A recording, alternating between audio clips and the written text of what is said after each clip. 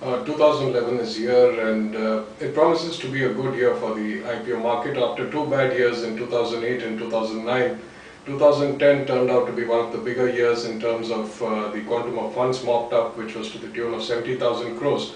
Of course, approximately two-thirds of that was raised through PSU disinvestment, both in the form of IPOs and FPOs.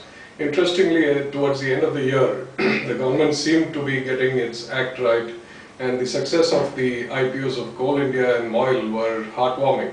Now, having said that, there's a huge pipeline of disinvestment that is on the cards in 2011, but investors would do well to note the distinction between FPOs and IPOs. In case of FPOs, there is no price discovery. There's already a discovered price in the secondary market, which acts as a sort of a cap for the immediate near term, whereas in case of an IPO there is a price discovery, which is why there was considerable excitement when MOIL and Coal India got listed.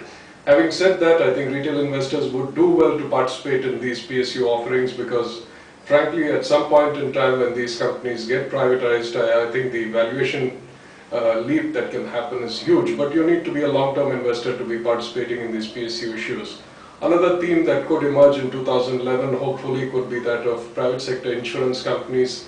They are likely to make the cut in 2011, if not 2011 in the financial year 11-12. My feeling is that companies like HDFC Life and Reliance Life would probably hit the markets at some point in time, and that could be an interesting play, because again, these would be new companies, new kinds of companies that are getting listed. And there could be, price discovery that could benefit investors, at least in the initial points post-listing. Now, an interesting facet of 2010, which a lesson could be learned from, is the fact that even some of the laggards of 2010 actually opened well, which suggests that that there is a reasonable opening that can be expected for participating in an IPO. So very clearly you need to demarcate what your strategy is. Someone who's a short-term player should be taking those profits and moving out, whereas if you're a long-term player and the issue is aggressively priced, I think you bide your time and pick up some of these stocks. So clearly that it's a mixed bag, and it's a very dynamic environment. We would also do well to keep in mind the fact that we are heading to a scenario where we are looking at the second phase of the primary market boom. So you're going to see issues that are fairly aggressively priced, if not absurdly aggressively priced. You need to be careful while picking issues, the quality of the issue, the quality of the promoters, and now finally corporate governance has come into play.